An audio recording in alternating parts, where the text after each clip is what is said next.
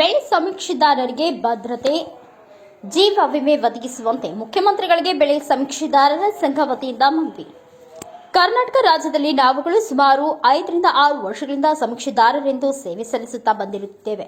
ನಾವು ಸೇವೆ ಸಲ್ಲಿಸುತ್ತಿರುವಾಗ ಹೊಲದಲ್ಲಿ ಹಾವು ಚೇಳು ಕಚ್ಚಿರುತ್ತವೆ ಹಾಗೂ ಕಾಡು ಹಂದಿಗಳು ತೋಳಗಳ ದಾಳಿಯಿಂದ ಗಾಯಗೊಂಡಿರುತ್ತವೆ ಮತ್ತು ಹೆಜ್ಜೆನುಗಳು ದಾಳಿ ಮಾಡಿರುತ್ತವೆ.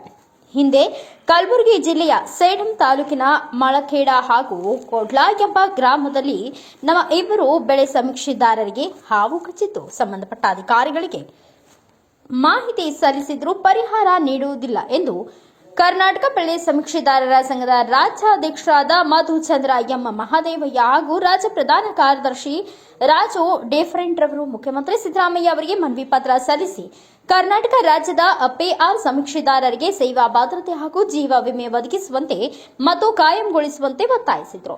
ಇದೇ ಸಂದರ್ಭದಲ್ಲಿ ಪಿ ರಾಜು ಡಿಫರೆಂಟ್ ಮಾತನಾಡಿ, ನಾವುಗಳು ಜೀವದ ಆಸೆ ಬಿಟ್ಟು ಶ್ರದ್ಧೆಯಿಂದ ಸೇವೆ ಮಾಡುತ್ತಿದ್ದೇವೆ. ಸಮೀಕ್ಷೆ ಮಾಡುವಾಗ ಕೆಲವು ರೈತರು ನೀವು ಯಾರೆಂದು ಪ್ರಶ್ನೆ ಮಾಡ್ತಾರೆ, ಕೆಲವೊಮ್ಮೆ ಅವಾಚ್ಯ ಶಬ್ದಗಳಿಂದ ಬೈಯುತ್ತಾರೆ. ಆದ ಕಾರಣ ನಮಗೆ ದಿನಗೂಲಿ ಆಧಾರದ ಮೇಲೆ ದಿನಾಲೂ ಕೆಲಸ ನೀಡಬೇಕು ಹಾಗೂ ಜೀವ ವಿಮೆ ಒದಗಿಸಬೇಕು ಮತ್ತು ಎಲ್ಲ ಪಿಆರ್ ಬೆಳೆ ಸಮೀಕ್ಷೆದಾರರಿಗೆ ರೈನ್ ಕೋಟ್ ನೀಡಬೇಕು ಹಾಗೂ ಗುರುತಿನ ಚೀಟಿ ಶೂ ನೀಡಬೇಕು ಎಂದು ರಾಜು ಹೇಳಿದರು. ಈ ಸಂದರ್ಭದಲ್ಲಿ ಬೆಳೆ ಸಮೀಕ್ಷೆದಾರರ ಸಂಘದ ರಾಜ್ಯಾಧ್ಯಕ್ಷರಾದ ಮಧುಚಂದ್ರ ಎಂ ಮಹಾದೇವಯ್ಯ, ರಾಜ್ಯ ಪ್ರಧಾನ ಕಾರ್ಯದರ್ಶಿ ಪಿ ರಾಜು, ಡಿಫರೆಂಟ್ ಆಂಜನೇಯ, ಸುಂದರ್, ರಾಜಪ್ಪ, ಪಿಂಟು, ದನ್ಸಿಂಗ್, ಚೌಹಾಣ್ ಸೇರಿದಂತೆ ಅನೇಕರು ಭಾಗಿಯಾಗಿದ್ದರು. ಧನ್ಯವಾದಗಳು. ಈಗ ಅವರು ಹೇಳಿದ್ರು ಅಮೌಂಟ್ ಹೆಂಗೆ ಕಲೆಕ್ಟ್ ಮೊದಲಿಗೆ ಈಗ ನಮ್ಮದ ಈಗ ರಾಜ್ಯ ಮಟ್ಟದಲ್ಲಿ ಒಂದು ಕಜಿನ್ಸಿ ಅಂತ ಒಂದು ಪೋಸ್ಟಿಂಗ್ ಇದೆ. ಅವರಿಗೆ ಶಿವಕುಮಾರ್ ಜಂಟಿಯಾಗಿ ನಮ್ಮ ರಾಜ್ಯಾಧ್ಯಕ್ಷರು ಅಥವಾ ನಮ್ಮದು ಸೆಟ್ಟಿಂಗ್ ಯಾರು ಜಂಟಿಯಾಗಿ ಒಂದು ಖಾತೆ ತೆಗೆದು ಜಂಟಿಯಾಗಿ ಬರಬೇಕಂದ್ರೆ ಖಾತೆ ಅಧ್ಯಕ್ಷರು ಕಾರ್ಯದರ್ಶಿಗಳಿಗೆ ಅದೇ ರಿಮೋಟ್ ಕಂಟ್ರೋಲ್ ಜಾಸ್ತಿ ನಿಮ್ದೆ. ಇವರು ಟಿವಿ ಇದ್ದಂಗೆ ನೀವು ಆನ್ ಮಾಡಿದ್ರೆ ಆನ್ ಆಗ್ತಾರೆ, ಆಫ್ ಮಾಡಿದ್ರೆ ಆಫ್ ಆಗ್ತದೆ ಅಷ್ಟೇ. ಎಲ್ಲ ನಿಮ್ದೇ ಜವಾಬ್ದಾರಿ ಜಾಸ್ತಿ ನಿಮ್ದೇ ಇರುತ್ತೆ. ಕಾರ್ಯದರ್ಶಿ ಅಂದ್ರೆ ಅದೇ. ನಾನು ಒಂದು ಸಂಘದ ಕಾರ್ಯದರ್ಶಿನೇ, ನಂದೆಲ್ಲ ರಿಮೋಟ್ ಕಂಟ್ರೋಲ್ ಅಂತ ಇಲ್ಲಿ ಹೇಳ್ತಾ ನೋಡಿ. ನಾನು ಇದು ನಾನೇ ಮಾಡಿದ್ದು ಅಂತ ನಾನು ಯಾವಾಗೂ ಹೇಳ್ಕೊಂಡ, ಅದು ವಿಚಾರನೇ ಬೇಡ. ಈಗ ಎಲ್ಲರೂ ನಮ್ಮವರು ಇದು ಒಂದು ವಿಚಾರ ಸರಿ. ಈಗ ಇಟ್ಕೊಂಡು ಈಗ ದುಡ್ಡು ಹೆಂಗೆ ಮಾಡ್ಬೇಕಂತಂದ್ರೆ, ಈಗ ಪೈಲದಾಗಿ ನಾವು ಒಂದು ಜಿಲ್ಲಾ ಅಂತಂದರೆ ಜಿಲ್ಲಾ ಆಗಲ್ಲ. ಹಳ್ಳಿಯಿಂದ ಹೋಬ್ಳಿಯಿಂದ ತಾಲೂಕು, ಇದು ಪೈಲ ಕಂಟ್ರೋಲ್ ಆಗುತ್ತೆ. ಒಂದು ತಾಲೂಕದಲ್ಲಿ 3-4 ಹೋಬಳಿ ಬಂದು ಇಟ್ಕೊಂಡ್ರೆ ಅಲ್ಲಿ ಏನು ಮಾಡ್ಬೇಕಂತಂದ್ರೆ ಟೌನ್ದವರೇ ಇರಬೇಕು ತಾಲೂಕು ಅಧ್ಯಕ್ಷ. ಇದು ಸಂಸ್ಥಾಪಕರ ಒಂದು ಆದೇಶ. ಯಾಕಂತಂದರೆ ಟೌನ್ದಾಗಿದ್ದರೆ ಅವ್ರಿಗೆ ಅನುಕೂಲ. ಈಗ ಎಕ್ಸಾಂಪಲ್ ತಗೋರಿ, ಈಗ ಬೆಂಗಳೂರು ಅಧ್ಯಕ್ಷರು ಗೊತ್ತಿಲ್ಲ ಎಲ್ಲರೂ ಈ ಥರ ಅಲ್ಲಿ ಒಂದು ಸಮಸ್ಯೆ ಬಂದರೂ ಟೌನ್ದವ್ರು ಮೇಂಟೈನ್ ಮಾಡ್ತಾರೆ. ಅದಕ್ಕೋಸ್ಕರ ಏನು ಮಾಡಬೇಕು, ಹೋಬಳಿಗೆ ಒಬ್ಬರು ಇಬ್ಬರು ಅಂತ ಹಿಂಗೆ ತೊಗೊಂಡು ಅದೊಂದು ಬಾಡಿ ಮಾಡ್ಕೊಂಡು ತಾಲೂಕು ರಚನೆ ಮಾಡ್ಬೇಕು. ತಾಲೂಕು ಆದ್ಮೇಲೆ ಇನ್ನೊಂದು ತಾಲೂಕು ಮಾಡಬೇಕು, ಇನ್ನೊಂದು ತಾಲೂಕು ಆದಮೇಲೆ ಇನ್ನೊಂದು ತಾಲೂಕು. ಒಂದು ಡಿಸ್ಟ್ರಿಕ್ಟಾಗ ಒಂದು 10 ಬರಲಿ 5 ಬರಲಿ ಮತ್ತು ತಾಲೂಕು ರಚನೆ ಆಗಬೇಕು. ನಂತರ ಎಲ್ಲ ತಾಲೂಕು ಅಧ್ಯಕ್ಷರು ಏನು ಮಾಡಬೇಕು ಅಂದರೆ ಜಿಲ್ಲಾ ರಚನೆ ಮಾಡಬೇಕು.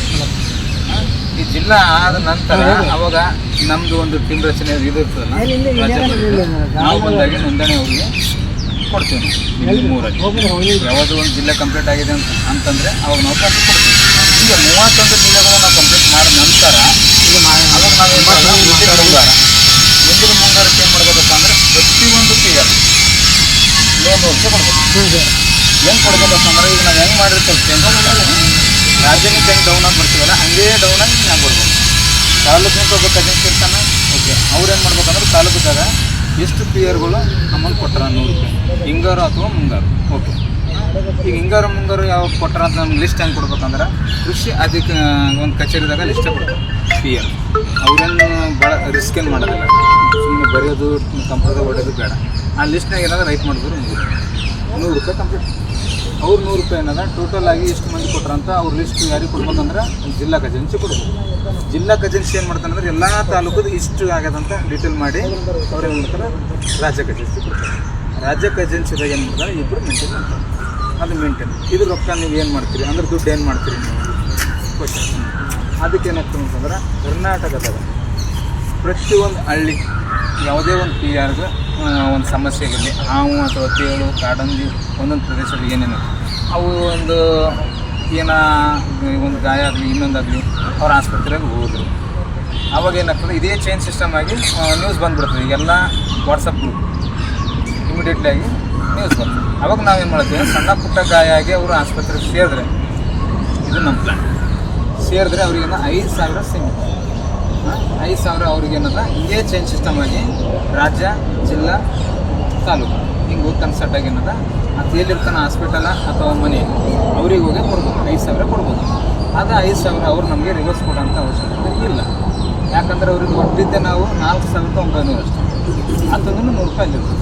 ನಾನಿರಲಿ, ಇವರಲ್ಲಿ ಯಾರಿಗಿರಲಿ. ಓಕೆ, ಇನ್ನೊಂದು ಆಯ್ತಕರ ಘಟನೆ ಆಯಿತು, ಅದನ್ನು ತೀರ್ಕೊಂಡು ಬೆಳ್ಳಂಗೆ ತೀರ್ಕೊಂಡು ಅವಾಗ ಏನು ಮಾಡ್ಬೇಕಪ್ಪ ಅಂದ್ರೆ 50,000 ರೂಪಾಯಿ ಸಿಗುತ್ತೆ. ಸೇಮ್ ಈಗ ಏನು ಕೊಡ್ತೀವಲ್ಲ ನಾವು 5,000, ಅದೇ ಸಿಸ್ಟಮ್ದಾಗ 50,000 ರೂಪಾಯಿ ನಾವು ಕೊಡ್ಬೋದು. ಅದು ಕೊಟ್ಟ ನಂತರ ನಾವು ಸುಮ್ಮನೆ ಕೊಡೋದು. ರಾಜ್ಯದಾಗಿದ್ದವರು, ಜಿಲ್ಲಾದಾಗಿದ್ದವರು, ತಾಲೂಕದಾಗಿದ್ದವರು ಎಲ್ಲ ಅಧ್ಯಕ್ಷರು ನಮಗೆ ಯಾಕೆ ಒಂದು ಪವರ್ ಕೊಡ್ಲತ್ತೀವಿ, ನಿಮ್ಮ ಊರಿಗೆ ಬಂದಂದ್ರೆ ಸಂಘಟಿತರ ಇದು ನೋಂದಣಿ ಆದರೆ ಅಷ್ಟು ಈಸಿ ಇಲ್ಲ.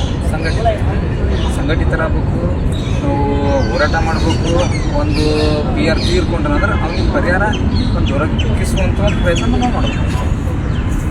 ಅಲ್ಲೇನು ಮಾಡ್ಬೇಕಂದ್ರೆ ಸರ್ಕಾರಕ್ಕೆ ವಿರುದ್ಧಾಗಿ ನಾವು ಅಲ್ಲಿ ಒಂದು ಕಾಯಂ ಅಂತ ಅವ್ರಿಗೊಂದು ನೌಕರಿ ಇಸ್ಕೊಡ್ಬೇಕು ಅವ್ರ ಕುಟುಂಬ ಸದಸ್ಯರಿಗೆ.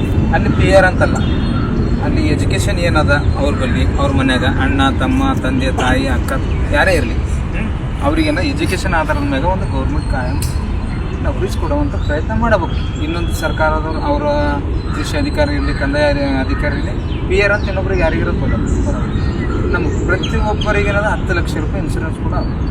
ಇದು ನಮ್ಮ ಪ್ರಯತ್ನ. ಇವೆಲ್ಲ ಹೆಂಗೆ ಈಡೇರ್ತಾವೆ ಅಂದ್ರೆ ಮೊದಲಿಗೆ ನಮಗೆಲ್ಲ ಅಂದರೆ ಹಳ್ಳಿ, ಹೋಬಳಿ, ತಾಲೂಕು ಇವೆಲ್ಲ ರಚನೆ ಆಗಬೇಕು. ಅದು ಆದಷ್ಟು ಮಟ್ಟಿಗೆ ನೀವು ಎಷ್ಟು ಜಲ್ದಿ ನೀವು ಇದೊಂದು ಪ್ರಯತ್ನ ಮಾಡ್ತೀರಿ ಅಷ್ಟು ಜಲ್ದಿ ಏನಾದ್ರೆ ಏನು ನಮ್ಮ ಸಂಘ ನೋಂದಣಿ ಆಗಿದೆಲ್ಲ ಇದೇ ಸಿಸ್ಟಮಾಗಿ ಅದು ಪ್ರಯತ್ನ ಕೂಡ ಆಗುತ್ತಂತ ನಾನು ಅನ್ಕೊಂಡಿದ್ದೀನಿ. ಹಾಗೆ ಆಗ್ಬಿಟ್ಟು ಇನ್ನೆಲ್ಲ ಸಹಕಾರ ಕೊಟ್ಟರು ಆಗುತ್ತಂತ ನಾನು ಅನ್ಕೊಂಡಿದ್ದೀನಿ. ಇವಾಗ ನಮ್ಮದು ಮಾತಾಡ್ಲಿಕ್ಕೆ ಚಾನ್ಸ್ ಕೊಟ್ಟಿದ್ದಕ್ಕೆ ಎಲ್ಲರಿಗೂ ಧನ್ಯವಾದ. ಬ್ಯೂರೋ ರಿಪೋರ್ಟ್ ವೆಂಕಟಪ್ಪ ಕೆಸುಕಾಲ್, ಭಾರತ ವೈಭವ news, Sedam. Thanks for watching. Read, discuss and debate with editor Dr. Yan Prashant Rao. Wanted reporters in print, digital and visual media for Bharat Vaibhav Daily Newspaper, BV News 5 Channel and BV Fast Web News from all the talukas of Karnataka, Goa and Maharashtra. If interested, send your resume to 9019229369.